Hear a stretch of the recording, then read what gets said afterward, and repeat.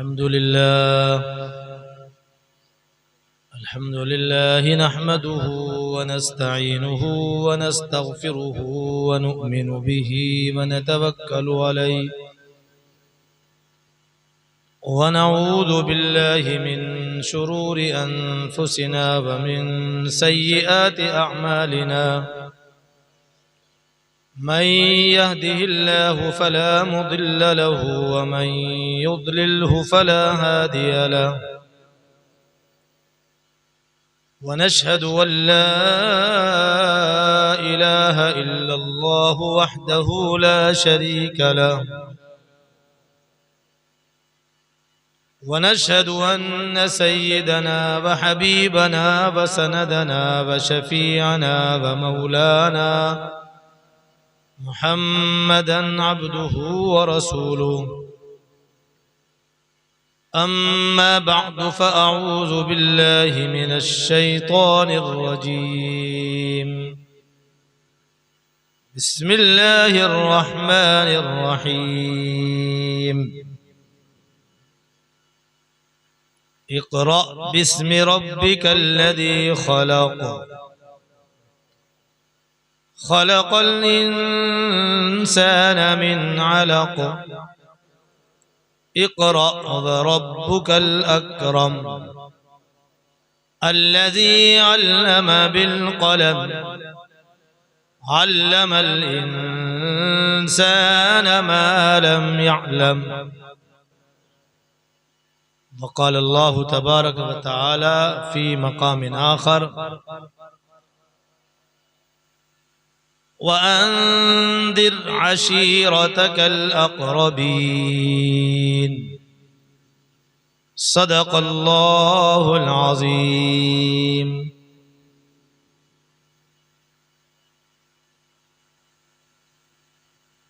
जनाब सदर उलमाए किराम, मेरे नौजवान अजीज साथियों,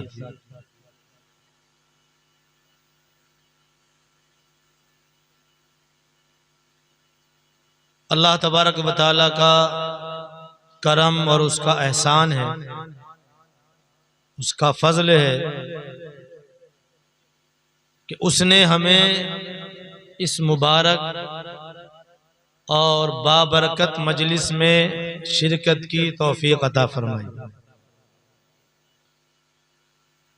ये महफिल, ये मजलिस और ये जलसा बड़ा बाबरकत है। महफिलें और भी होती हैं, जलसे और भी होते हैं, मगर उन जलसों की बनिस्बत ये जलसा, ये महफिल बाबरकत इसलिए है कि ये अल्लाह के घर में मुनक़िद हुई है।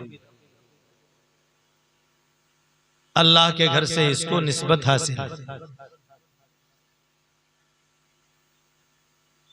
दूसरे इसकी अजमत और फजीलत इसलिए भी बढ़ जाती है कि इस मजलिस की निस्बत सरवरे कौनैन जनाब मुहम्मदुर रसूलुल्लाह सल्लल्लाहु अलैहि वसल्लम से जुड़ी हुई। हम आए हैं प्यारे आका की सीरत सुनने के लिए।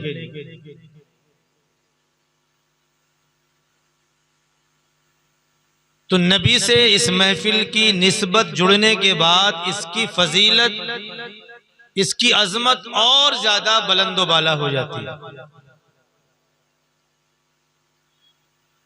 जैसे ये ईंट आप देख रहे हैं यहां लगी हुई है मस्जिद में, जिस भट्टे से ये ईंटें आई हैं और भी आई होंगी, मकानों में लगी हैं और दूसरी जगहों पर लगी हैं, मगर उन ईंटों का मकाम वो नहीं है जो इन ईंटों का मकाम है जो यहां इस मस्जिद के अंदर लगी है। निस्बत से मकाम बदल जाता है। दुआ करें कि अल्लाह तबारक व तआला हमारे यहाँ बैठने को, आने को कबूल फरमाए और जनाब मुहम्मदुर रसूलुल्लाह सल्लल्लाहु अलैहि वसल्लम की सीरत मुबारक हम सुनने के लिए आए हैं, तो सीरत सुनने के साथ साथ ये दुआ भी कर लें कि अल्लाह तबारक व तआला हमारी जिंदगियों में प्यारे आका की प्यारी सीरत को हमारी जिंदगियों के अंदर भर दे और हमारी सीरत भी आका की सीरत जैसी बना दे। ये सीरत के जलसे आप हजरात के यहाँ भी मुनक्किद हो रहे हैं। गालिबन ये दूसरा प्रोग्राम है। कल आप हजरात के यहाँ जमीयत उलमा के ज़ेर एहतिमाम ये सीरत का जलसा मुनक्किद हुआ है, जिसमें जनाब मुहम्मदुर रसूलुल्लाह सल्लल्लाहु अलैहि वसल्लम की जवानी बचपना उसको आप हजरात ने समाअत किया है। आज उससे आगे आप हजरात सुनेंगे। उसको समझने के लिए आप हजरात अपने जहनों में एक बात ये रखें कि अल्लाह तबारक व तआला ने जब हजरत आदम अलैहिस्सलातु वस्सलाम की रूह को पैदा किया तो आदम की पुश्त से अल्लाह ने कयामत तक आने वाले तमाम इंसानों की रूहों को पैदा किया, चींटी की शक्ल में, छोटा सा जिस्म, और फिर उसको शऊर बख्शा और शऊर बख्शने के बाद फिर उनसे एक सवाल किया और जवाब मांगा, जिसको सूरतुल आराफ में बयान किया गया है। अलस्तु बिरब्बिकुम क़ालू बला। कयामत तक आने वाली तमाम रूहों से अल्लाह ने सवाल किया, क्या मैं तुम्हारा रब नहीं हूं? सब ने बैक ज़बा कहा बला, हाँ आप हमारे रब हैं। ये अहद अल्लाह तबारक व तआला ने सब रूहों से लिया और फिर उन सब रूहों को दुनिया में भेजने का सिलसिला शुरू किया। आते रहे इंसान दुनिया में, वो अहद दुनिया में आकर के लोग भूल गए, याद नहीं रहा। तारीख की किताबों में लिखा है, बाज हजरात वो भी हैं जिनको वो अहद याद रहा, जैसे जुन्नून मिस्री रहमतुल्लाह अलैह। वो फरमाते थे कि मुझे वो अहद अलस्तु जो अल्लाह ने तमाम रूहों से आलम अरवा में लिया था, आज भी मुझे ऐसे ही याद है जैसे कि मैं अभी सुन रहा हूं, अभी बात हो रही है अल्लाह से, अभी सुन रहा हूं। ऐसे मुझे हर वक्त याद रहता है, मगर सबको याद नहीं रहा, भूल गए। उस अहद को याद दिलाने के लिए अल्लाह तबारक व तआला ने अंबिया अलैहिमुस्सलातु वस्सलाम की बिअसत का सिलसिला शुरू किया। हजरत आदम अलैहिस्सलातु वस्सलाम से लेकर जनाब मुहम्मदुर रसूलुल्लाह सल्लल्लाहु अलैहि वसल्लम तक 1 लाख कमो बेश 24,000 अंबिया अलैहिमुस्सलातु वस्सलाम दुनिया में तशरीफ लाए और सब ने वो अहद याद दिलाया, अपनी उम्मत को वो सबक दोहराया, याद दिलाया। सबसे आखिर में कौन आए दुनिया में? जनाब मुहम्मदुर रसूलुल्लाह सल्लल्लाहु अलैहि वसल्लम। आका जब दुनिया में तशरीफ ले आए तो आका की जिंदगी बड़ी अजीब व गरीब गुजरी। बचपना जवानी बड़ा अजीब गुजरा। हर तरह की गंदगी से, हर तरह के फहशा से, मुनकर से, कुफ्र से, शिर्क से अल्लाह ने अपने महबूब को पाक और मुनज़्ज़ा रखा। एक मर्तबा हजरत अली रजी अल्लाह ताला अन्हु ने अल्लाह के नबी से पूछा, अल्लाह के नबी क्या आपने कभी शराब पी है? फरमाया नहीं। सवाल किया कि आपने बुतों को कभी पूजा है? मेरे नबी ने फरमाया नहीं, और यूं फरमाया कि जब मुझे अल्लाह ने किताब का इल्म नहीं दिया था उस वक्त भी मैं इन बुतों की पूजा को कुफ्र समझता था और गलत और हराम समझता था। ज़ैद इब्न हारिसा रजी अल्लाह ताला अन्हु ये नबी के गुलाम हैं।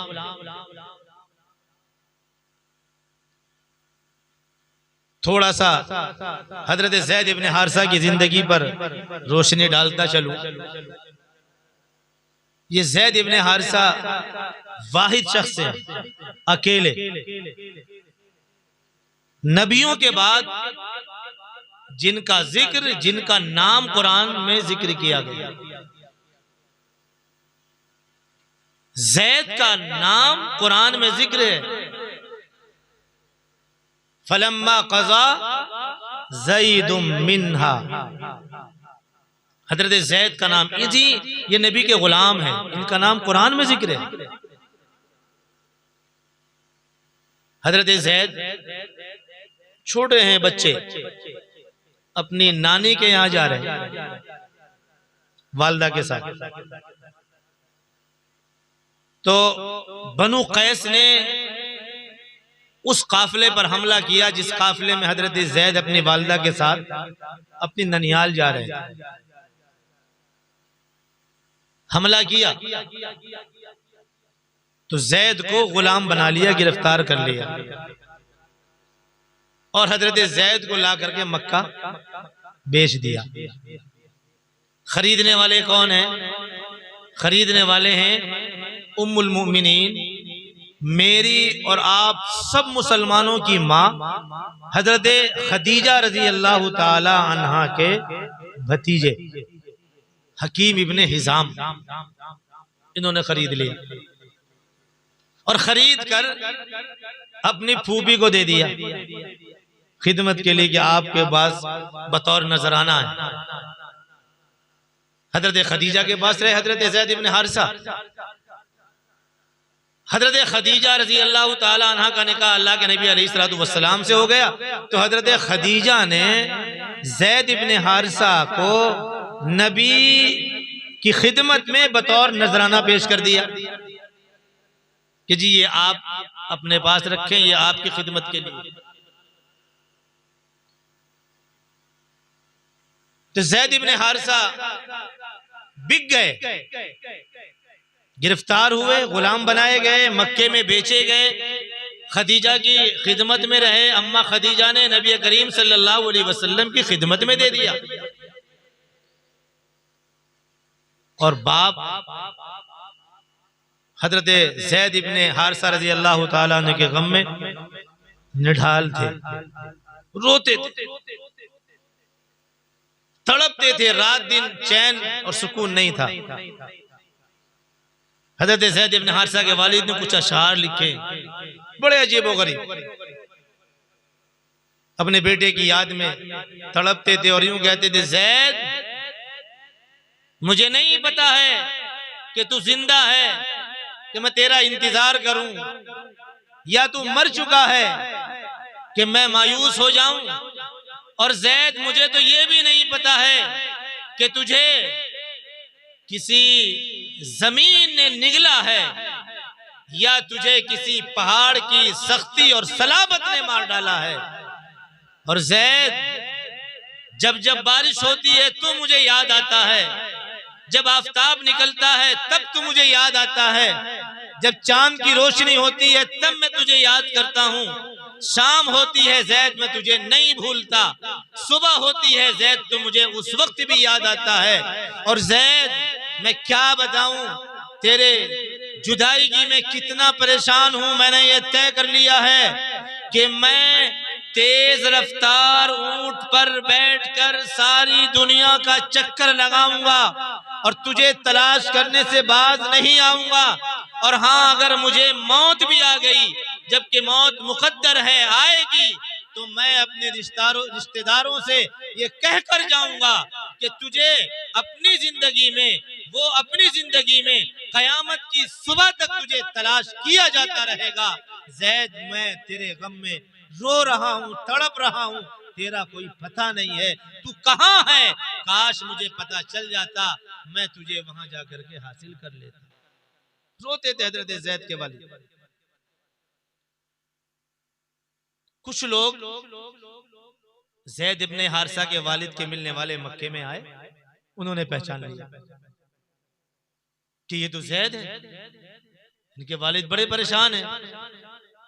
जैद को वालिद के अशार सुनाए, तुम्हारे वालिद तुम्हारे लिए परेशान है।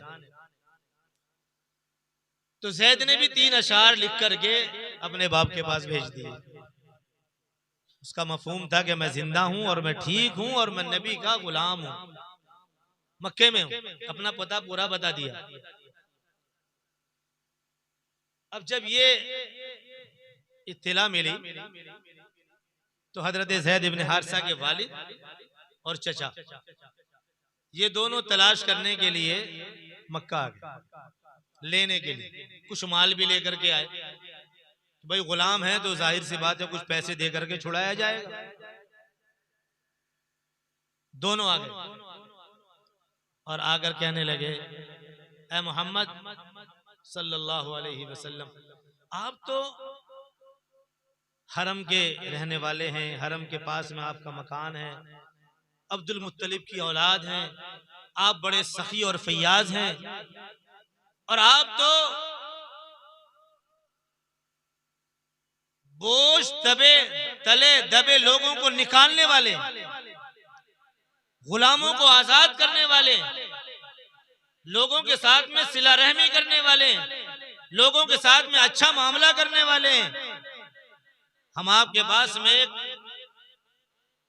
जरूरत लेकर के आए, एक दरखास्त लेकर के आए, और वो ये कि जैद हमारा बेटा आपका गुलाम है, आप हमारे बेटे को कुछ फिदिया लेकर आजाद कर दें, छोड़ दें। अल्लाह के नबी अलैहि वसल्लम ने सुना तो कहने लगे, बस इतनी सी बात है, इतनी सी बात है, जाओ तुम अपने बेटे को बुलाओ, अगर वो तुम्हारे साथ जाने को तैयार हो तो कोई फिदिया नहीं लिया जाएगा, कोई नजराना नहीं लिया जाएगा, और ऐसे ही तुम्हारे साथ भेज दिया जाएगा। हजरत जैद को बुलाया गया। हजरत जैद आए तो अल्लाह के नबी अलैहिस्सलाम ने पूछा, भाई इनको जानते हो कौन है? कहा जी ये मेरे वालिद हैं। इनको भी जानते हो कौन है? कहा जी ये मेरे चचा हैं। भाई ये तुम्हें लेने के लिए आए हैं, तुम चाहो तो इनके साथ चले जाओ, और मैंने तुम्हारे साथ क्या मामला किया है वो भी आपने याद दिला दिया। तो हजरत जैद ने अपने वालिद की तरफ मुखातिब होकर कहा कि अब्बा मैं आपके साथ नहीं जाऊंगा, मैं यहीं रहूंगा। तो बाप और चचा कहने लगे, बेटा हम भी आजाद हैं, तुम्हारे भाई भी आजाद हैं, तुम्हारा पूरा कबीला और खानदान आजाद है, और तुम गुलाम हो। गुलामी की जिंदगी तुम जानते हो कितनी कठिन होती है, तो तुम गुलामी की जिंदगी को तरजीह दे रहे हो और आजादी की जिंदगी को ठुकरा रहे हो। बेटा कुछ तो ख्याल करो और अपनी इस गुलामी की जिंदगी को और आजादी जिंदगी को दोनों का मुकाबला आपस में करो, दोनों में तकाबुल करो, और फिर फैसला करो कि तुम गुलाम रहना चाहते हो या हमारे साथ चलकर आजादी की जिंदगी गुजारना चाहते हो। हजरत जैद ने कहा, जी मैं तो मोहम्मदुर रसूलुल्लाह के साथ ही रहूंगा। मेरे ऊपर जो इनके एहसानात हैं, जो बर्ताव मैंने इनका अपने साथ देखा है, जो मामला मैंने इनका अपने साथ देखा है, जो शफकत, जो रहमत मैंने, जो नरमी और जो एहसान मोहम्मद रसूलुल्लाह सल्लल्लाहु अलैहि वसल्लम का अपने ऊपर देखा है, वो एक बाप भी अपनी औलाद के ऊपर नहीं कर सकता है। मैं इनको छोड़कर आपके साथ नहीं जा सकता। मेरे आका ने जब जैद की जुबान से ये कलिमात सुने, आपको खुशी हुई, आपने उनको अपनी गोद में बिठा लिया और फिर सारे लोगों को गवाह बना करके कहा कि देखो लोगों तुम गवाह रहो, मैंने जैद को आज से अपना मुंह बोला बेटा बना लिया और मैं जैद का बाप हूं। ये मेरा आज के बाद बेटा है। जब बाप ने और चचा ने ये सुना कि इन्होंने अपना बेटा बना लिया तो वहां से खुश होकर के वापस आ गए। ये ज़ैद इब्ने हारिसा कहते हैं कि मैं एक मर्तबा नबी के साथ बैतुल्लाह का तवाफ कर रहा था, तो उस वक्त लोगों की आदत ये थी कि वहां बुत रखे हुए थे। एक बुत का नाम था असाफ, एक का नाइला। तो जब लोग वहां उन बुतों के पास से गुजरते तो उनको हाथ लगाया करते थे। तो ज़ैद कहते हैं जब मैं वहां से गुजरा, नबी के साथ था, तवाफ कर रहे थे, मैं जैसे ही उनके पास से गुजरा तो मैंने भी उस पर हाथ लगा दिया। मैंने जब हाथ लगाया तो नबी ने रोक दिया कि भाई ये गलत है, हाथ ना लगाओ, मना कर दिया। दूसरा चक्कर हुआ तो मेरे जहन में ये बात आई कि ये तो कोई बहुत अजीब सी बात नहीं है, क्या है। मेरे दिल में ये ख्याल आया कि इसमें हाथ लगाने से क्या होता है, सारे लोग हाथ लगाते हैं, कोई ऐसी बात तो है नहीं। दोबारा जब मैं वहां से गुजरा फिर मैंने दोबारा हाथ लगा दिया तो नबी ने सख्ती के साथ मना फरमाया, ज़ैद मैंने तुम्हें मना नहीं किया कि बुतों को हाथ लगाना दुरुस्त नहीं है। ज़ैद कहते हैं उसके बाद मैंने कभी किसी बुत को हाथ नहीं लगाया। ये उस वक्त की बात है जब अल्लाह के नबी को नबी नहीं बनाया गया। खुद फरमाते हैं मेरे आका कभी मेरे दिल में ज़माने जाहिलियत की किसी बात का कोई ख्याल ही नहीं गुजरा। हाँ, दो मौकों पर मुझे कुछ ख्याल आया, अल्लाह ने मेरी हिफाजत की। क्या था ख्याल? अल्लाह के नबी अलैहिस्सलाम बकरी चरा रहे हैं अपने एक साथी के साथ, तो एक रात में आपने अपने साथी से कहा कि भाई जरा तुम बकरियों का ख्याल रखना, मैं मक्के होकर के आता हूं, देखूं क्या होता है, कुछ सुन करके आऊं। तो आका आ गए मक्के में, तो कहीं से कुछ गाने बजाने की आवाज आ रही। तो आका अलैहिस्सलाम ने पूछा भाई ये क्या है? कहा जी ये शादी हो रही, वहां गाना बजाना हो रहा। तो आप सल्लल्लाहु अलैहि वसल्लम वहां तशरीफ ले गए। आका खुद फरमाते हैं जब मैं वहां पहुंचा तो जैसे ही जाकर के बैठा मुझे नींद आ गई। कानों पर अल्लाह ने मोहर लगा दी, ऐसी मोहर के कानों में कोई आवाज ही नहीं आई, और मैं सो गया। और नींद कब खुली? आका फरमाते हैं जब सुबह में सूरज की तपिश और तमाजत मेरे ऊपर आई, धूप पड़ी, तब मेरी आंख खुली। मैं उठकर सीधा अपने साथी के पास आया और साथी ने मुझसे पूछा भाई क्या देखा रात, क्या सुना? कहा भाई मैंने तो कुछ भी नहीं देखा, जैसे ही जाके बैठा नींद आ गई। अल्लाह ने बचा लिया। दूसरे दिन फिर आका ने अपने साथी से यही कहा और दूसरे दिन फिर आप आए, फिर भी यही कैफियत हुई। अल्लाह ने आपको बचा लिया, सुला दिया। तो आका फरमाते हैं उसके बाद कभी मेरे दिल में, मेरे ख्याल में कोई ज़माने जाहिलियत की किसी बात का ख्याल आया ही नहीं। अल्लाह ने बचाया। अल्लाह बचाता है क्यों? कि अल्लाह तबारक व तआला इन हस्तियों से आगे चलकर वो काम लेने वाला होता है। यही हस्तियां हैं जो आगे चलकर लोगों को कुफ्र से, शिर्क से, मुनकर से, फहशा से, गंदगियों से निकाल कर रब की तरफ लाने वाली होती है, खुदा की वहदानियत की तरफ बुलाने वाली होती है। जो हस्तियां आगे चलकर ये काम करने वाली हों, उनका बचपना, उनकी जवानी गंदगियों में गुजरे, ऐसा नहीं हो सकता है। इसलिए अल्लाह तबारक व तआला सारे नबियों को, जिनको नबूवत देने वाला होता है, उनको हर तरह की गंदगियों से बचाता है। नबी की जिंदगी भी हर तरह की गंदगी से महफूज गुजरी। और जब नबूवत का जमाना करीब आया तो अम्मा आयशा कहती हैं कि अल्लाह के नबी अलैहिस्सलाम को ख्वाब दिखाई देने लगे, सच्चे ख्वाब। नबी का ख्वाब सच्चा होता है, जो नबी देखता है वो हक होता है, सच होता है। अम्मा आयशा कहती है नबी को जो ख्वाब दिखते थे, जैसा आपने रात में देखा सुबह को बिल्कुल वैसा ही सामने आता था। जैसे सुबह की रोशनी, उसमें कोई शक नहीं होता है, नबी के ख्वाब में कोई शक नहीं होता था। जैसा आप रात में देखते वैसा ही सुबह को जाहिर हो जाया करता था। तो सच्चे ख्वाबों से मेरे आका जनाब मोहम्मद रसूलुल्लाह सल्लल्लाहु अलैहि वसल्लम पर नबूवत की शुरुआत हुई। आपको ख्वाब दिखाई दी जाने लगे। कुछ जमाना ऐसे गुजरा, फिर आपको तन्हाई पसंद हो गई, आप अलग अलग रहने लगे। अम्मा आयशा फरमाती हैं जनाब मोहम्मद रसूलुल्लाह सल्लल्लाहु अलैहि वसल्लम अलग रहने लगे। सुम्मा हुब्बिबा इलैहिल खला,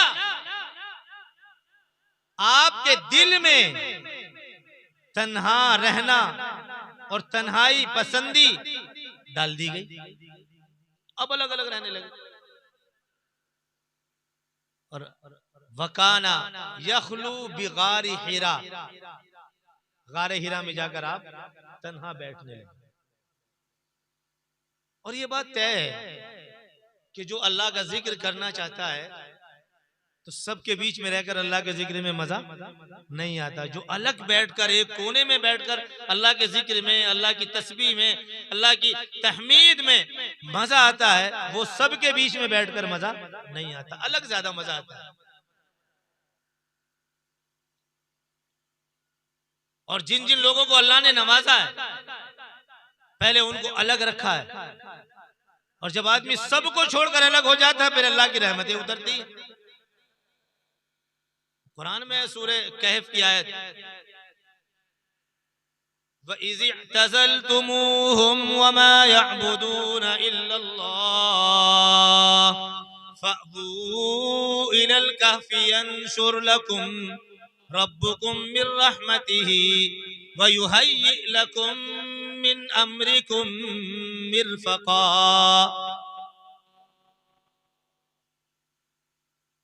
वो जो गार वाले हैं, जब वो सबसे अलग हो गए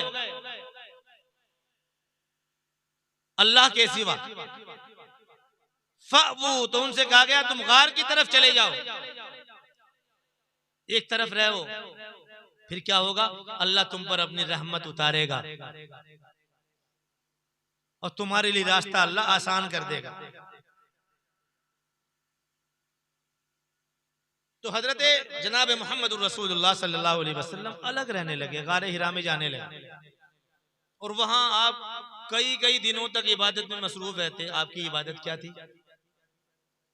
नमाज तो नहीं थी, आप मुराकबा करते, अल्लाह की तस्बीह बयान करते, अल्लाह की हम्दो सना में मसरूफ रहते। 8-8 दिन तक आप वहां रहते, और आप अपने साथ खाने का कुछ सामान भी लेके जाया करते थे, खाने का कुछ सामान भी लेके जाया करते थे। इससे ये पता चला कि खाने का सामान अपने साथ में रखना ये तवक्कुल के मुनाफी नहीं है। बहुत सारे हजरात जिनको हैजा हो जाता है ना दीन का, वो बहुत सारी चीजों को तवक्कुल के खिलाफ समझने लगते हैं। ये भी तवक्कुल के खिलाफ है। हमारा तो अल्लाह की जात पे बड़ा कामिल भरोसा है, नबी से ज्यादा भरोसा तेरा अल्लाह की जात पर है। हमारा तो अल्लाह की जात पर बड़ा कामिल यकीन है, कामिल तवक्कुल है।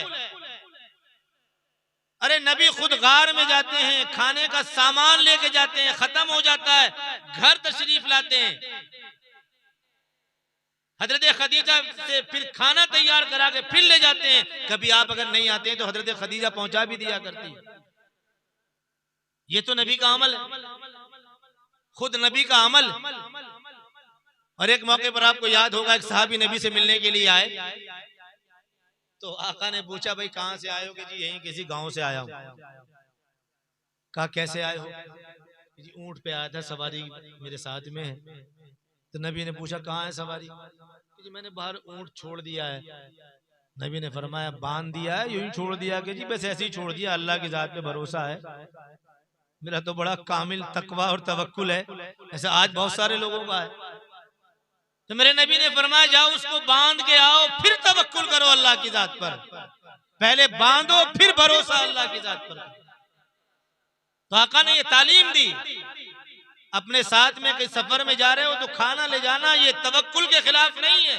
बहुत सारे लोग कहते हैं कि भाई जहां जाएंगे वहीं मिल जाएगा, और नहीं मिलेगा तो अल्लाह की जात पे भरोसा है, ऐसे ही रह जाएंगे। मेरे नबी खाना ले जाते हैं, वहीं रहते हैं, एतकाफ फरमाते हैं। एक रोज आप वहीं मौजूद हैं, अचानक फरिश्ते आ गया, जिब्राइल आ गया, और जिब्राइल ने आकर के अल्लाह के नबी अलैहिस्सलातु वस्सलाम को कहा, इक़रा, पढ़ी। तो आपने जवाब में कहा, मा आना बिकारीन, मैं पढ़ा हुआ नहीं, मैं पढ़ा हुआ नहीं। जिब्राइल ने आपको अपने करीब लगाया, अपने सीने से लगाया और भींचा, दबाया, बहुत जोर से दबाया। आका कहते हैं मुझे तकलीफ होने लगी, दबा के छोड़ा, फिर कहा पढ़िए, इक़रा, पढ़िए। आका ने फरमाया, माना बिकारी, मैं पढ़ा हुआ नहीं, पढ़ नहीं सकता। फिर तीसरी मर्तबा ऐसे ही जोर से दबाया और फिर छोड़ दिया, और फिर आपने कहा, इक़रा बिस्मि रब्बिकल लज़ी खलक़। ये 5 आयतें सूरह अलक़ की, ये सबसे पहले नाजिल होने वाली आयत है, पहली वही, सबसे पहली वही। इक़रा बिस्मि रब्बिकल लज़ी खलक़, खलक़ल इंसान मिन अलक़, इक़रा व रब्बुकल अकरम अल्लज़ी अल्लम बिल क़लम अल्लमल इंसान मा लम यअलम। ये 5 आयतें हैं और ये सबसे पहले नाजिल होने वाली आयत है। अल्लाह के नबी अलैहिस्सलातु वस्सलाम पर सबसे पहले ये 5 आयतें नाजिल हुई। आप वहां से आए, अजीब सी एक दहशत, एक खौफ था। कैसा खौफ था? क्या नाउजुबिल्लाह शक था जिब्राइल पर, या शक था नबूवत पर? नहीं, फितरी तौर पर खिलाफे मामूल एक बात जो अचानक पेश आई। पहली मर्तबा फरिश्ते को देखा है, और फरिश्ते पर कोई आपको शक नहीं है, कोई तजब्जुब नहीं है, कामिल यकीन है। वो जो बारे नबूवत अल्लाह तबारक व तआला अपने नबी के कंधों पर डालने वाला है, उस बारे नबूवत को लेकर और फरिश्ते को पहली मर्तबा देखकर फितरी तौर पर आपके दिल में खौफ पैदा हुआ, एक दहशत सी पैदा हुई। और ये दहशत, ये खौफ का पैदा हो जाना कोई अजीब बात नहीं है। हजरत मूसा अलैहिस्सलातु वस्सलाम को अल्लाह ने बतौर मौजिज़े के लाठी दी, असा दिया था ना, आप हजरात को याद होगा, असा।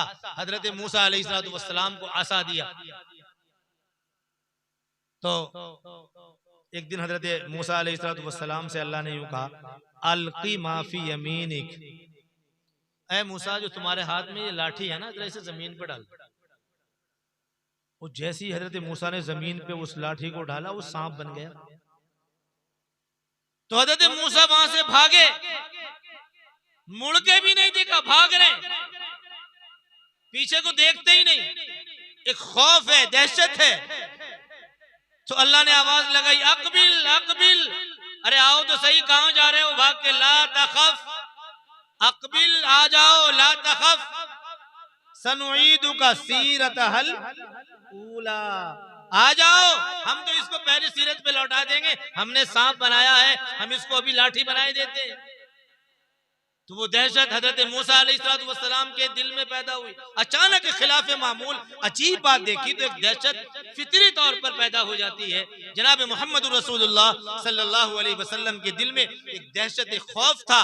वहां से आए और हजरत खदीजा रजी अल्लाह ताला अन्हा से कहा, ज़म्मिलूनी, मुझे कपड़ा उड़ाओ, एक दहशत है और मुझे ऐसा लगता है कि मेरी जान चली जाएगी। हजरत खदीजा ने कपड़ा उड़ा दिया, आप अलैहिस्सलातु वस्सलाम आराम करने लगे। थोड़ी देर में वो कैफियत बदल गई, आपको सुकून हो गया। तो फिर हजरत खदीजा से आपने पूरा वाकया सुनाया। तो हजरत खदीजा ने कहा, ए अल्लाह के पैगंबर, अल्लाह आपको हलाक नहीं करेगा। क्यों? इसलिए कि आप तो सिला रहमी करने वाले हैं, लोगों के काम आने वाले हैं, आप लोगों का कर्जा अदा करने वाले हैं, लोगों के बोझ उठाने वाले हैं, लोगों के साथ में सिला रहमी करने वाले हैं, अच्छे मामलात करने वाले हैं। अल्लाह आपको हलाक नहीं करेगा, अल्लाह आपकी हिफाजत फरमाएगा। तसल्ली दी हज़रत खदीजा ने। यहां 2-4 बात अपने जहन में रखें। अल्लाह के नबी अलैहिस्सलातु वस्सलाम को हिरा में एक अजीब वाकया आपके साथ पेश आया। जिब्राइल आया, उसने कुछ कुरान की आयतें सिखाई, आप वहां से घर आए, तो आपने सबसे पहले इस वाकये का तज़किरा किससे किया? बोलो भाई, किससे किया? हजरत खदीजा से।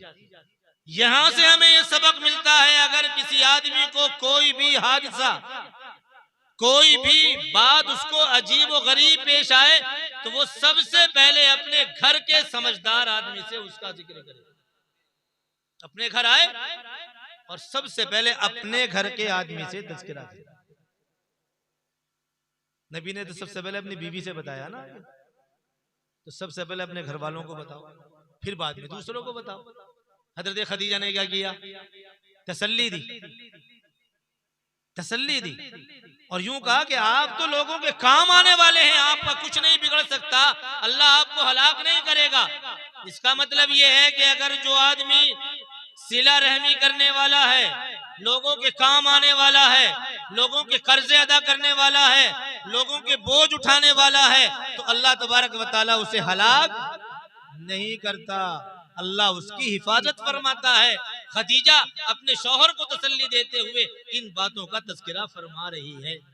इससे पता चलता है कि इस तरह के काम करने वाले की अल्लाह हिफाजत फरमाते हैं। एक बात। दूसरी बात, यहाँ हज़रात ये भी ध्यान में रखें कि किसी आदमी की उसके मुंह पे तारीफ करना जायज।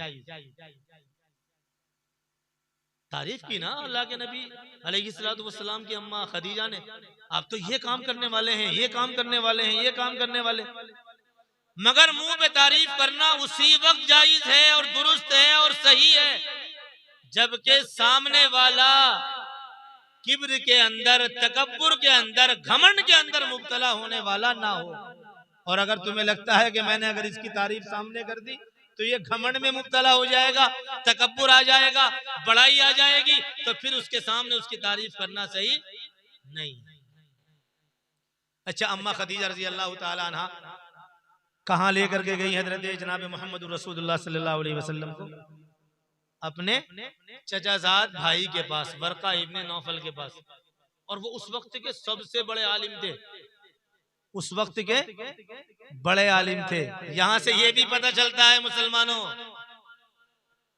कि अगर कोई बात, कोई हादसा पेश आ जाए खिलाफे वाक़िया और खिलाफे मामूल कोई बात तुम्हारे अंदर, तुम्हारे दरमियान में पैदा हो जाए, खिलाफे मामूल कोई वाक़िया रूनुमा हो जाए और कोई अजीब बात पेश आ जाए, तो उसे अपने दौर के उलमाए रब्बानीयीन पर पेश करना चाहिए।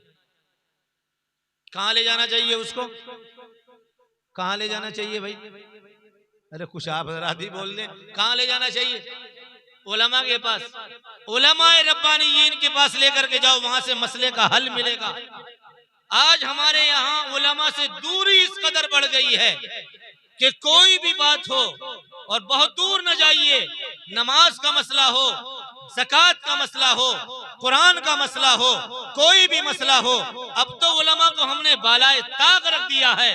अब तो हमारे पास में नेट है, अब हमारे पास में मोबाइल है, अब हम अपने मसाइल को मोबाइल से हल कराते हैं।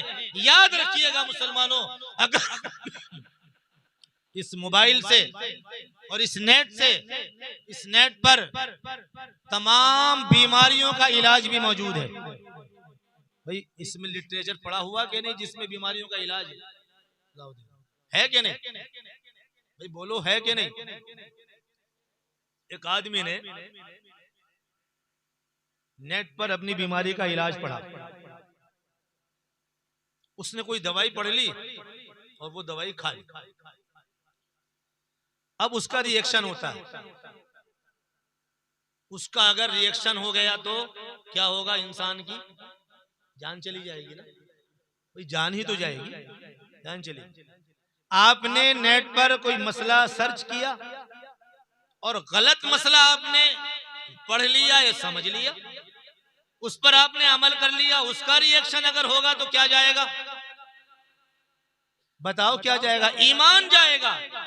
गलत मसले पर अमल करने से बगैर किसी की सरबराही के, बगैर किसी आलिम की जेर निगरानी अगर आपने किसी मसले पर अमल कर लिया तो आपका ईमान चला जाएगा उसके रिएक्शन पर, और अगर आपने गलत दवाई खाई तो उसके रिएक्शन से जान जाएगी।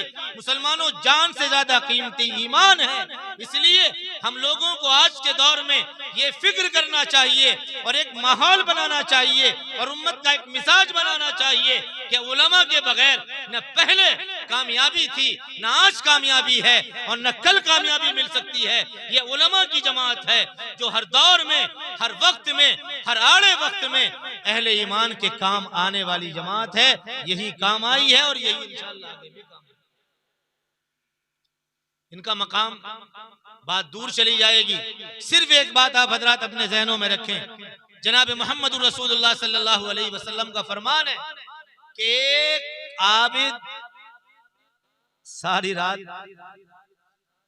तहज्जुद जिक्र और अज़कार में रहे, सारी रात तहज्जुद और जिक्र और अज़कार में रहे।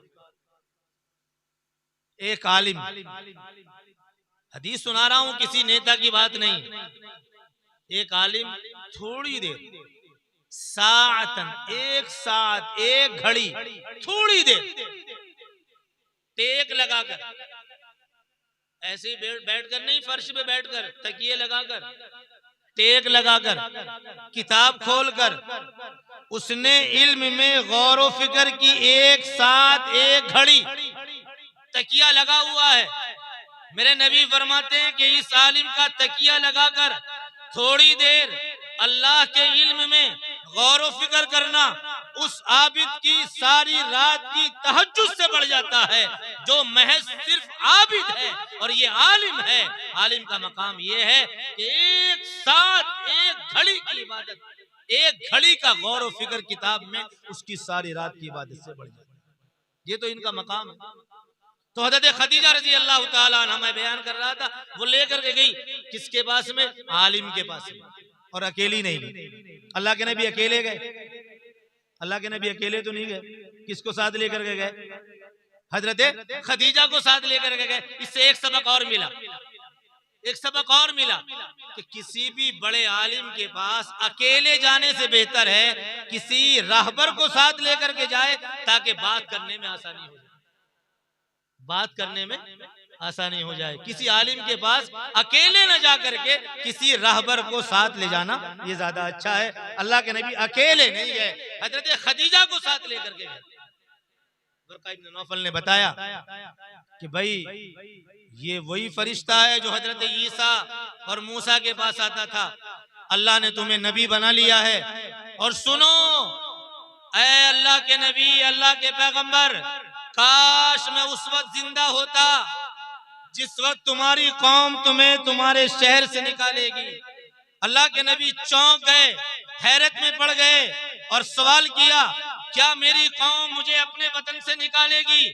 तो वर्का इब्न नौफल ने कहा, ये तेरे साथ में नहीं होने वाला है, कोई नया काम नहीं होगा, बल्कि सारे नबियों के साथ में यही हुआ है कि जब जब उन्होंने अल्लाह की तरफ बुलाया है तो सारी कौम उसके मुखालिफ हुई है, और हर नबी के साथ यही हुआ। तो तुम्हारे साथ कोई नया मामला नहीं किया जाए। अल्लाह के नबी अलैहिस्सलाम वहां से अपने घर आ गए और आपने लोगों को दावत दी। हजरत खदीजा ईमान के अंदर दाखिल हो गई। उसके बाद हजरत अली रजी अल्लाह ताला ईमान के अंदर दाखिल। हजरत अली रजी अल्लाह ताला को जब अल्लाह के नबी ने ईमान पेश किया, ईमान कबूल कर लो और मैं नबी बना दिया गया हूं, मैं नबी हूं।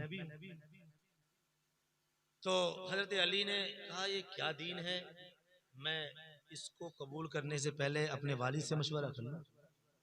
वालिद कौन है हजरत अली के? कौन है हजरत अली के वालिद? है, ये तारीख कम याद होती है। मुसलमानों, सीरत सुनने का, कहने का फायदा यह है कि हमें ये तो मालूम होना चाहिए कि नबी के रिश्तेदार कौन हैं।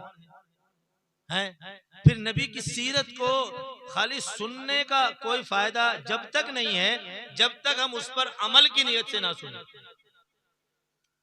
तो ये तय करें कि इंशाल्लाह जो कुछ सीरत से मुताल्लिक कहा जाएगा उस पर इंशाल्लाह हम अमल करेंगे। तो हजरत अली ने कहा कि जी मैं पहले अपने अब्बा से मशवरा कर लूं। तो नबी ने मना कर दिया, भाई देखो अभी राज मत खोलना, अगर ईमान कबूल करना है तो कर लो, वरना तो राज मत खोलना। हजरत अली खामोश हो गए।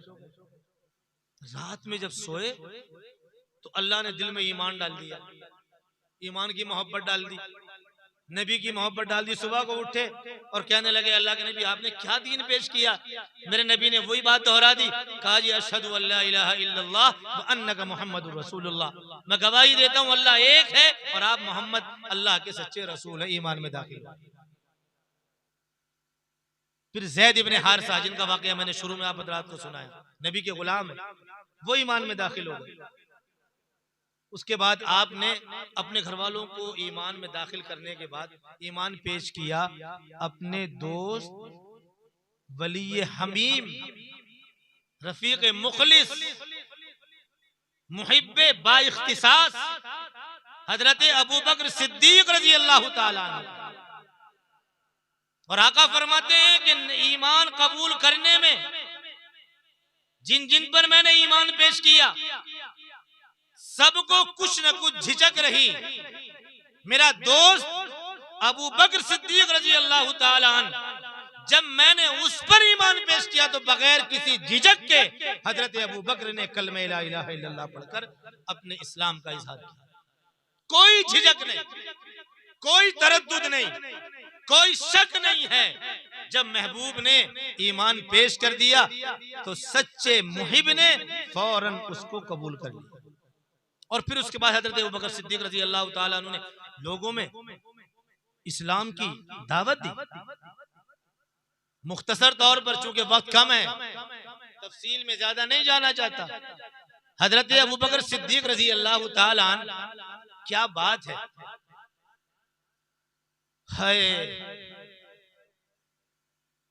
मुझे याद आता है हजरत उर्वा इब्ने जुबैर रजी अल्लाह ताला अन्हु, उन्होंने एक मर्तबा हजरत अब्दुल्ला इब्ने अम्र इब्नुल आस से ये पूछा था कि आप नबी पर होने वाली तकलीफों का जिक्र करो, कुछ बताओ। तो हजरत अम्र इब्नुल आस, अब्दुल्ला इब्ने अम्र इब्नुल आस ने एक वाकया सुना, कहा कि एक रोज अल्लाह के नबी अलैहिस्सलातु वस्सलाम हरम मक्का में नमाज पढ़ लें। उक़बा इब्ने अबी मुईत, जमाने का सबसे गंदा गलीज तरीन इंसान, उस वक्त आ पहुंचा, अपने कपड़े को, अपने रुमाल को लपेट कर रस्सी की तरह बना लिया, नबी के गले में डालकर उस पर खूब पेच पर पेच लगाए, घुमाया, इतना घुमाया कि मेरे नबी का गला घुटने लगा। और फिर उसने बहुत तेजी के साथ खींचा है, मेरे नबी के गले में अपने रुमाल की रस्सी बनाकर फंदा बना लिया है और फिर उसको खींच रहा है। अब्दुल्ला इब्ने अम्र इब्नुल आस कहते हैं कि मेरी हिम्मत नहीं थी कि मैं नबी की मदद कर सकता। अचानक अबू बकर कहीं से आ गए, अबू बकर ने उसको धक्का दिया और फिर यूं कहा, अतक़्तुलून रजुलन अन यक़ूल रब्बी अल्लाह वक़द जाअकुम बिल बय्यिनाति मिर रब्बिकुम। वो लोगों, तुम उस आदमी को मारना चाहते हो, उस आदमी को कत्ल करना चाहते हो जिसका जुर्म ये है कि वो यूं कहता है मेरा रब अल्लाह है। सिर्फ अल्लाह कहने की वजह से तुम उस आदमी को मार देना चाहते। और ये वही बात कही थी हजरत अबू बकर ने, वही बात कही थी जो हजरत मूसा अलैहिस्सलातु वस्सलाम के कत्ल के मशवरे पर आले फिरौन के एक आदमी ने कहा था। फिरौन और हामान ने मशवरा किया,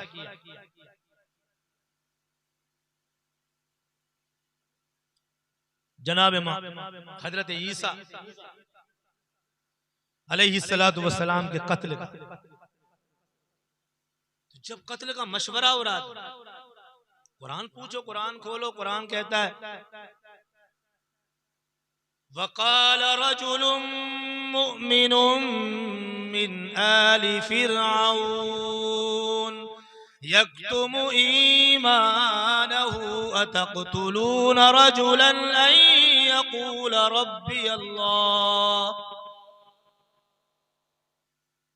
एक आदमी वहीं बैठा है फिरौनियों में से, मगर उसने ईमान कबूल कर लिया है और ईमान को छुपा रखा है, ईमान का इजहार नहीं किया, ईमान छुपाया हुआ।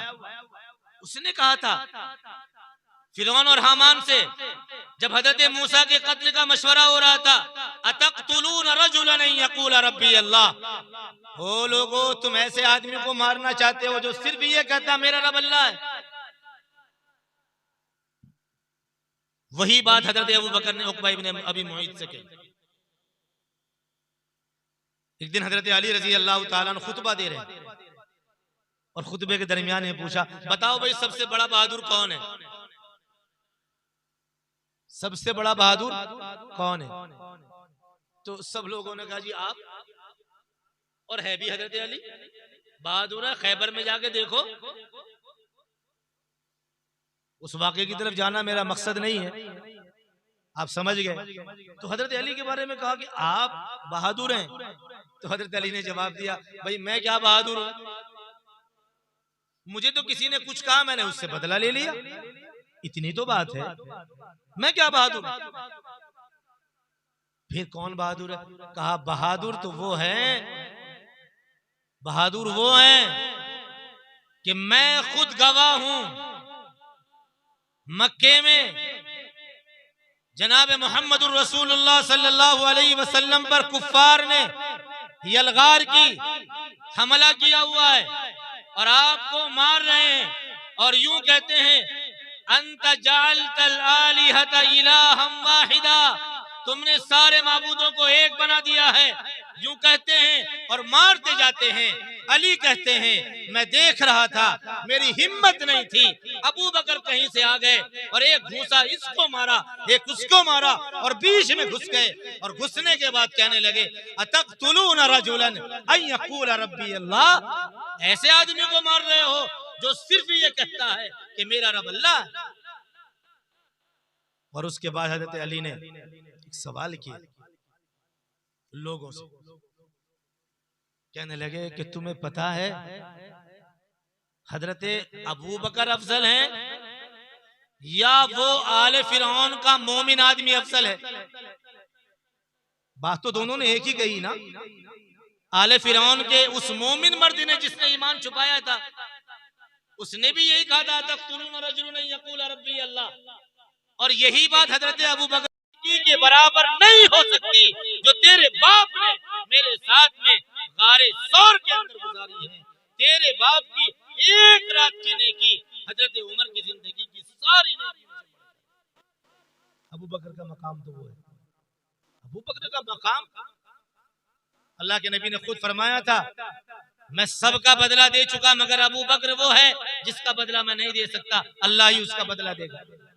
क्यों?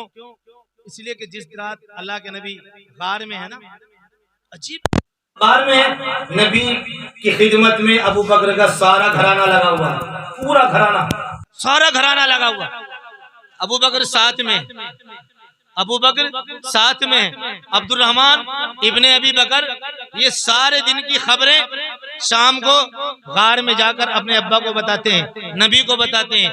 हजरत अस्मा अम्मा आयशा की बहन, वो खाना पहुंचाती है, माँ खाना बनाती है, बेटी खाना पहुंचाती है, बेटा सारे दिन की खबरें पहुंचाता है। गुलाम है जो मक्के में वही पहाड़ी पर बकरी चराता है और दूध दूकर गार के अंदर पहुंचाता है। अबू बकर साथ में साहा खाना लगा हुआ है। इसीलिए मेरे नबी ने कहा था कि अबू बकर का बदला तो सिर्फ अल्लाह दे सकता है, मैं नहीं दे सकता। तो मेरे नबी की दावत पर अबू बकर ईमान लाए, फिर और लोग ईमान लाते रहे और एक काफिला बनता चला गया। अब वक्त इतना तवील, इतना कम है, इसके लिए तो बड़ा लंबा वक्त चाहिए, पूरी रात भी अगर हो जाए। तो मेरे सामने जो दो मौजू हैं और दावत और तबलीग, ये दोनों के लिए क्या, एक के लिए पूरी रात किया था ना। बहुत मशहूर सा वाकया आपने सुना होगा। चांदनी रात है, आसमान पर 14वीं रात का चांद चमक रहा है और हजरत अम्मा आयशा रज़ी अल्लाह तआला अन्हा और अल्लाह के नबी दोनों लेटे हैं। आसमान पर सितारे चमक रहे हैं, झिलमिला रहे हैं। तो अम्मा आयशा रज़ी अल्लाह तआला अन्हा ने अल्लाह के नबी से सवाल किया, अल्लाह के नबी, जो आसमान पे ये सितारे जो हैं, इतनी नेकियां भी किसी की होंगी? हैं किसी की इतनी नेकियां?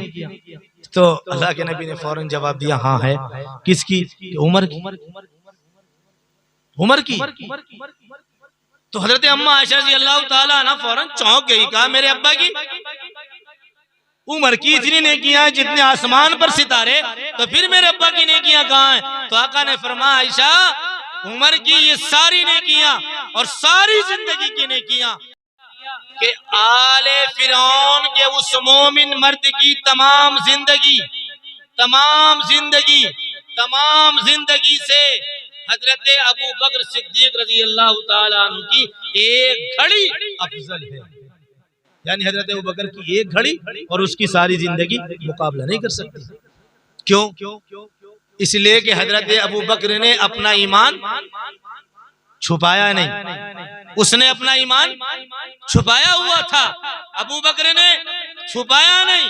और फिर दूसरी वजह यह है कि उसने दूर से कहा था, अतक़्तुलूना रजुलन यक़ूल रब्बी अल्लाह, मगर हजरत अबू बकर हैं जिसने जुबान से भी कहा और हाथ भी चला के दिखाया, घूंसे भी चलाए, मारा भी और पिटे भी, मैदान में कूद गए। इसलिए हजरत अबू बकर सिद्दीक रज़ी अल्लाह तआला अन्हु की जिंदगी उसकी जिंदगी से बेहतर है। और ये वही बात है जो एक मर्तबा चाहिए। बस मैं अपनी बात को खत्म करता हूँ एक और बात सुनाकर।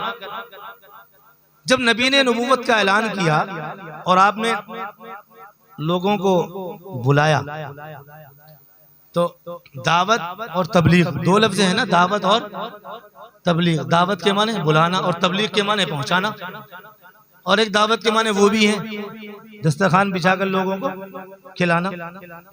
तो जब कुरान की आयत नाजिल हुई ना, क्या कुरान की आयत है? वअन्ज़िर अशीरतकल अक़रबीन, अपने रिश्तेदारों को डराइए, बुलाइए। तो अल्लाह के नबी ने हज़रत अली को बुलाया, जाओ एक सा गल्ला लो, एक बकरी का दस्त लो और एक प्याला दूध लो और लोगों को दावत पे बुला। पहले खाना खिलाएंगे फिर बात करेंगे। तो हजरत अली कहते हैं कि मैंने ये सब इंतजाम किया और नबी के आमाम, अम्मुन की जमा चचा, अब्बास, हमजा, अबू लहब, ये नबी के चचा हैं, इनको बुला लिया। अबू तालिब, ये सब लोग आ गए। अली कहते हैं कि 40 आदमी तकरीबन जमा हो गए और खाना कितना है कि एक आदमी खा जाए। 40 आदमी जमा है, दस्तरखान बिछा दिया गया, 40 आदमी बैठकर खाना खाते हैं। और एक प्याला दूध 40 आदमियों ने पी लिया, दूध फिर भी बच गया। बकरी का 10-40 आदमियों ने खा लिया, फिर भी बचा हुआ है। गल्ला वो भी 40 आदमियों ने खाया है, फिर भी बचा हुआ है। अब नबी करीम सल्लल्लाहु अलैहि वसल्लम ने जब देखा खाना खाया गया, तो आप उठकर कुछ कहना चाहते, कहना ही चाहते थे कि अबू लहब फौरन खड़ा हो गया और कहने लगा, देखो भाई वो खाने पर भी जादू कर दिया। मैं कहता ना था पहले से ये जादूगर है। ये एक आदमी का खाना, 2 आदमियों का खाना 40 आदमी खा गए, फिर भी खाना बचा हुआ है, तो ये है ना जादूगर। जादू कर दिया खाने पर। चलो उठो यहाँ से, कोई बात नहीं सुननी है। सब लोग भाग गए। नबी ने कुछ भी नहीं कहा, नौबत ही नहीं यही कहने। दूसरे दिन नबी ने फिर बुलाया, फिर दावत, फिर लोग आए, फिर आपने सबको जोड़कर खाना खिलाकर फिर ऐलान फरमाया, क्या लोगों, मैं तुम्हारी तरफ वो बात लेकर के आया हूं जो दुनिया में सबसे उम्दा बात है, उससे अच्छी बात कोई और नहीं हो सकती। तो अबू लहब खड़ा हो गया, और ये वही अबू लहब है, वही अबू लहब है कि कल जो ये तमन्ना करता था कि मेरे भाई अब्दुल्ला के यहाँ कोई बेटा पैदा हो जाए तो मेरे भाई की नस्ल चल जाएगी। नबी करीम सल्लल्लाहु अलैहि वसल्लम के वालिद मोहतरम हजरत अब्दुल्ला तो दुनिया से पहले ही चले गए ना, है? तो ये तमन्ना थी अबू लहब की, कोई बेटा पैदा हो जाए तो एक नस्ल चल जाएगी भाई की। बेटा पैदा हो गया। अबू लहब की बांदी ने आकर खबर दी कि तुम्हारी चाहत के मुताबिक अब्दुल्ला के यहाँ बेटा पैदा हुआ है। अबू लहब उठा और नाचने लगा, खुशियां मनाने लगा। नबी करीम सल्लल्लाहु अलैहि वसल्लम की विलादत से बहुत ज्यादा खुश हुआ, और जो बांदी खबर लेकर के आई थी विलादत की, उस बांदी को फौरन आजाद कर दिया। खुशी में बहुत खुश हुआ। और आज जब नबी ने नबूवत का ऐलान किया तो सबसे बड़ा मुखालिफ अबू लहब हुआ, और इतना बड़ा मुखालिफ, बस बात को समेट रहा हूं क्योंकि वक्त ज्यादा हो गया। इतना बड़ा मुखालिफ, इतना बड़ा मुखालिफ कि अल्लाह के नबी अलैहिस्सलातु वस्सलाम ने अपनी 2 बेटियों की शादी अबू लहब के 2 बेटों से कर रखी। बेसत से पहले उस वक्त जायज था। उतबा और उतैबा दोनों से कहा कि जाओ तुम मोहम्मद की बेटियों को तलाक दे दो। दोनों ने आके तलाक दे दी। एक ने तो, उतैबा ने तो बदतमीजी की, तलाक भी दी और बदतमीजी भी की, थूक भी दिया आपके। अल्लाह के नबी अलैहिस्सलातु वस्सलाम की जुबान मुबारक से ये जुमला निकला, अल्लाहुम्मा सल्लित अलैहि कल्बम मिन किलाबिक। ऐ अल्लाह, तो अपने कुत्तों में से एक कुत्ता इस पर मुसल्लत कर दे। वो मुसलमानों नबी की जुबान से जो निकल जाए, ये मेरा ईमान है, मेरा अकीदा है, और सारे मुसलमानों का यह अकीदा है कि जमीन फट सकती है, आसमान फट सकता है, सूरज बेनूर हो सकता है, जमीन की सख्ती खत्म हो सकती है, पहाड़ों की सख्ती खत्म हो सकती है, मगर नबी की जुबान से जो निकला वो गलत नहीं हो सकता। नबी की जुबान से जुमला निकला है। अबू लहब बड़ा परेशान रहता है, तो नबी ने कह दिया जरूर कुछ ना कुछ होगा। उमैया इब्ने खलफ एक घोड़ा पालता था, खूब खिलाता था उसे। एक दिन उससे नबी ने पूछा, भाई क्या, एक साहबी ने पूछा, क्या कर रहे हो तुम, घोड़े को बड़ा दाना खिलाते हो, काहे के लिए पाल रहे हो? तो उसने कहा, नाउजुबिल्लाह, मैं इस घोड़े पर बैठकर मोहम्मद को कत्ल करूंगा। मेरे नबी तक बात पहुंची, नबी ने कहा कहीं ऐसा ना हो कि मैं ही तुझे कत्ल कर दूं। अब उमैया इब्ने खलफ तो बड़ा परेशान है कि नबी की जुबान से निकल गया है, ऐसा जरूर होगा। मुसलमान वो काफिर थे, उन्हें यकीन था नबी की जुबान की निकली हुई बातों का, और हम मुसलमान हैं, हमें यकीन है, कामिल है। अगर यकीन होता तो फिर मुसलमान बगैर दाढ़ी वाला होता। बताओ, मुसलमान बगैर दाढ़ी वाला हो, जो नबी की महबूब सुन्नत और वो हमारे चेहरों पर नहीं। नबी की पार्टी में शामिल होने के लिए दाढ़ी रखना पड़ेगी।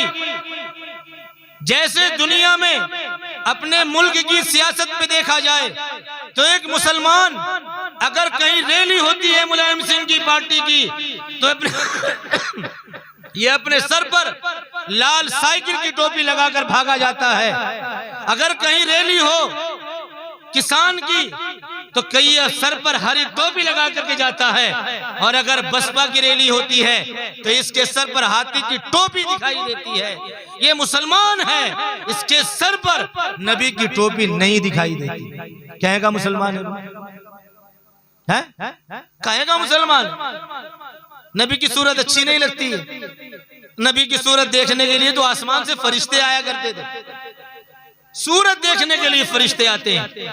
नबी की सूरत अच्छी नहीं लगती। मुसलमानों, नबी की सूरत से ज्यादा अच्छी सूरत ना तो अल्लाह ने बनाई है और कयामत तक कोई आ ही नहीं सकती है। ऐसी ये आ जाएगी जब नबी ने अल्लाह ने बनाया ही नहीं तो उन जैसा कौन आ सकता है दुनिया में? नहीं आ सकता ना। बहरहाल तो अब हजरत जनाब मोहम्मद रसूलुल्लाह सल्लल्लाहु अलैहि वसल्लम ने ये जुमला कहा है, अल्लाहुम्मा सल्लित अलैहि कल्बम मिन किलाबिक।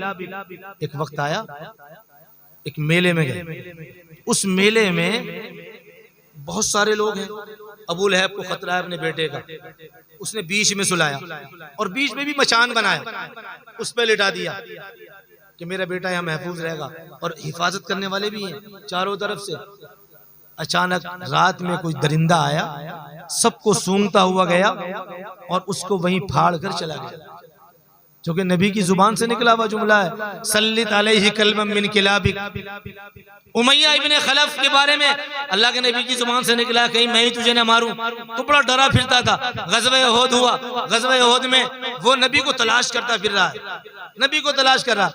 लोगों ने पूछा भाई क्या बात है? कि मैं मोहम्मद को तलाश कर रहा हूँ, मैं कत्ल करूंगा मोहम्मद को। अल्लाह के नबी अलैहिस्सलाम के बिल्कुल करीब आ गया, मेरे नबी खाली हाथ है, कुछ भी नहीं नबी के हाथ में है। आका ने एक साहबी से बर्छी ली और यूं जो फेंक कर मारी तो उसके कान के बराबर से बर्छी गुजर गई, जरा सा निशान लगा। तो रिवायत में आता है कि उमैया इब्ने खलफ उस निशान से ऐसे दहाड़ता था जैसे बैल की आवाज होती है, जानवर शोर मचाता है, ऐसे दहाड़ता था। लोग उसे कहते थे कि यार इतना बड़ा जख्म तो नहीं है, तो इतना शोर मचाता है। तो वो यूं कहता था जवाब में, तुम नहीं जानते ये मोहम्मद के हाथ की बर्छी लगी है, एक छोटा जख्म नहीं है, मोहम्मद के हाथ की बर्छी। तो उतबा और उतैबा दोनों ने नबी की बेटी को तलाक दिया, बात खत्म हो गई। अल्लाह ने कुरान की आयत भी नाजिल कर दी। जब नबी ने लोगों को बुलाया ना दीन की तरफ, तो सबसे पहले गाली किसने दी? अबू लहब ने। तब्बल लगा लिहाजा जमातना या मोहम्मद, नाउज़ु बिल्लाह तेरा नाश हो जाए, इसीलिए जमा किया था। अरे तू यहाँ गाली दे रहा, फौरन जिब्राइल आ रहा, तब्बत यदा अबी लहब व तब तेरे दोनों हाथ टूट जाएं, और टूट गए। तब्बत यदा अबी लहब व तब तेरे दोनों हाथ टूट जाएं और टूट गए। कुरान की आयत आ गई, पूरी सूरत आ गई। जब ये सूरत नाजिल हुई तो उम्मे जमील, ये अबू लहब की बीवी, वो पत्थर लेके दौड़ी, पत्थर उठाया हुआ है और नबी को मारने के लिए जा रही कि मेरे खिलाफ, मेरे शौहर के खिलाफ अल्लाह ने पूरा एक सूरत उतार दी है, हमारी बुराई करता है अल्लाह। तो पत्थर लिए जा रही। अल्लाह के नबी उस वक्त मस्जिद हराम में, अबू बकर साथ में, पत्थर लिए आ रही उम्मे जमील। उम्मे जमील ये अबू सुफियान की बहन थी, वहां से भागी आ रही।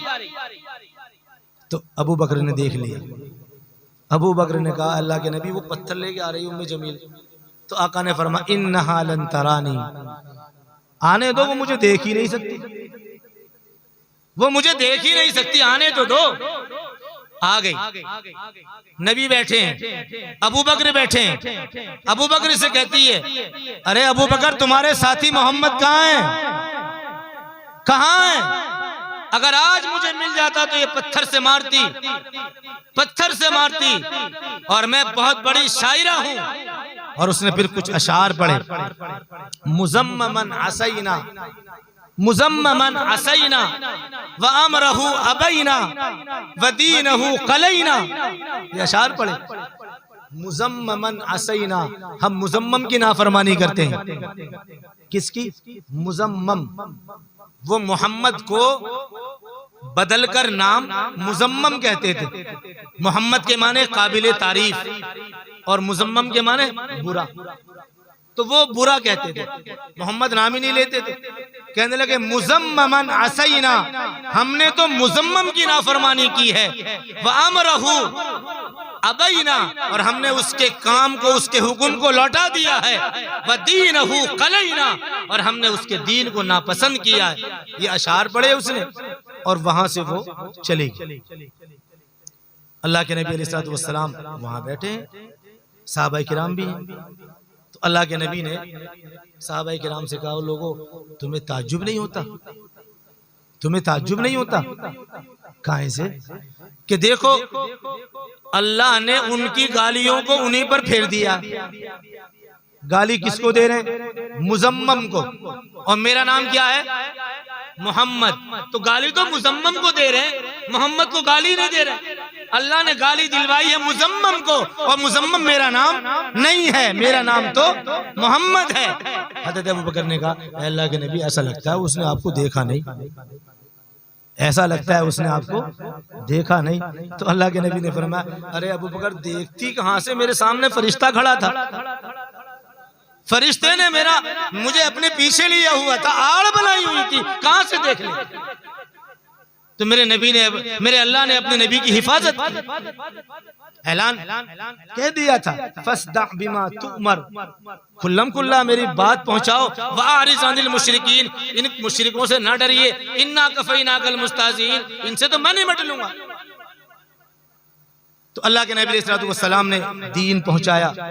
और कुर्बान जाओ, कैसा शफीक नबी है, कैसी शफकत है मेरे नबी की, कितनी शफकत भरी जिंदगी है। आज जब नबी ने मक्का फतह किया, मक्के में आ गए, तो वहां लोग आज डर रहे हैं, घबरा रहे हैं, पता नहीं हमारे साथ क्या मामला किया जाएगा। 15-16 लोगों की लिस्ट ऐसी थी कि जिन्हें नबी ने कहा था फौरन देखते ही मार दो। उनमें इकरमा भी थे, अबू जहल के बेटे इकरमा। उन्होंने देखा आज खैर नहीं, भाग ली, मक्का छोड़ दिया, यमन के लिए निकल गए, कश्ती में बैठ गए, यमन जा रहे हैं। इधर इकरमा की बीवी ने ईमान कबूल कर लिया, अल्लाह के नबी की खिदमत में आई, ए आका मेरे शौहर को अमान दे दीजिए, मेरे शौहर को माफ कर दीजिए। नबी ने फरमाया जाओ, माफ कर दिया। अब अपने शौहर को तलाश करने निकली, अल्लाह ने सबब बनाया, वो दरिया में कश्ती में सवार हैं, कश्ती तूफान में आ गई। इकरमा ने कहा, लात बचाओ हमें, उज्जा बचाओ हमें, लात और उज्जा बुतों के नाम थे, बचाओ हमें, बचाओ हमें।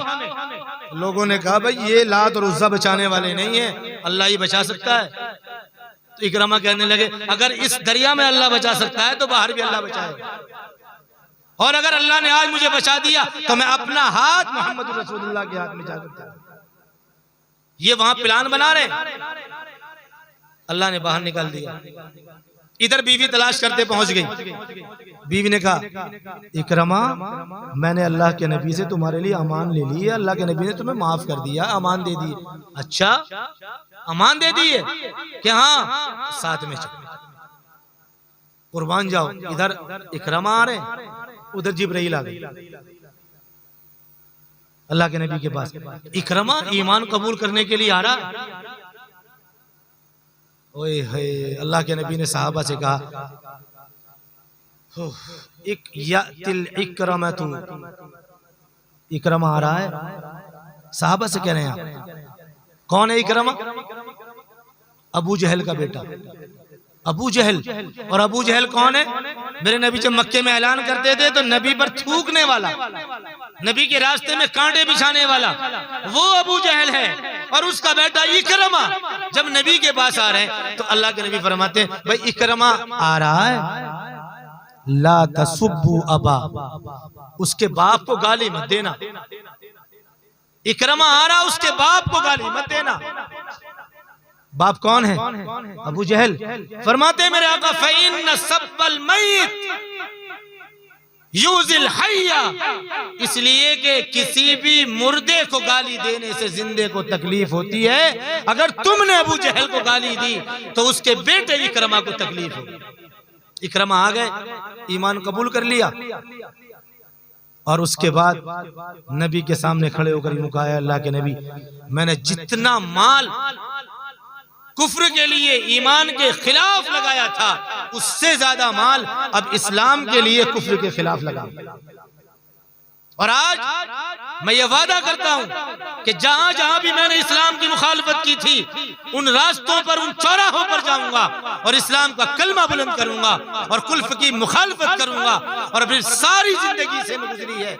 और आखिर में जब कुरान करीम पढ़ते थे तो इकरमा बहुत ज्यादा रोया करते थे और यूं कहते थे, हाजा कलाम रब्बी, हाजा कलाम रब्बी, ये मेरे रब का कलाम है, ये मेरे रब का कलाम है।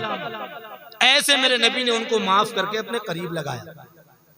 उतबा नबी की बेटी को तलाक देने वाला, आज नबी जब मक्के में आ गए तो आपने हजरत अब्बास से कहा, अब्बास चचा है ना, अब्बास से कहा, चचा वो मेरे चचा के बेटों को तलाश तो करो, कहाँ है? कौन? किसको तलाश करवा रहे? उतबा, जिसने कल नबी की बीवी, नबी की बेटी को तलाक दी है। उतबा और मातब दो भाई अभी जिंदा हैं। एक को तो दरिंदे ने फाड़ के खा लिया, ये दो जिंदा हैं। तो नबी ने कहा दोनों को, मेरे चचा के बेटों को बुलाओ। हजरत अब्बास तलाश कर रहे, अरफात के मैदान में मिले, छुपे हुए, पता नहीं हमारे साथ क्या होगा। दोनों को बुलाया गया, नबी के सामने आ गए। मेरे नबी ने कलमा पेश किया, इस्लाम पेश किया, दोनों ने कलमा पढ़ लिया। है कुर्बान जाओ मुसलमानों, कुर्बान जाओ। नबी ने क्या कहा? मेरे नबी ने कहा कि मैंने अल्लाह से तुम दोनों को मांगा था, मैंने अल्लाह से तुम दोनों को मांगा था। यह है नबी की सीरत, दावत और तबलीग और आपका ऐलान नबूवत बयान करने के बाद ये दो वाक़ये मैंने आपको इसलिए सुनाए हैं कि नबी की सीरत सुनकर हमें कुछ सबक लेना चाहिए। सबक लेना चाहिए कि नहीं लेना चाहिए भाई? अब हम तय करें इंशाअल्लाह इस मजलिस में कि अगर किसी के दिल में किसी की तरफ से कोई गुबार हो तो यही बैठकर उसे माफ करें। और आइंदा ये तय करें कि कोई हमारे साथ कुछ भी करेगा हम उसको माफ करेंगे। ये तो सारे अपने भाई हैं। मेरे नबी ने तो गैरों को माफ किया, गैरों को माफ किया। ये सबक मिलता है नबी की सीरत से। अल्लाह तबारक व तआला मुझे भी और आपको भी नबी की सीरत पर मुकम्मल अमल करने की तौफीक अता फरमा दे और नबी की सीरत जैसी हमारी सीरत अल्लाह तबारक व तआला बना दे। व आखिरु दावाना अनिल हम्दुलिल्लाहि रब्बिल आलमीन।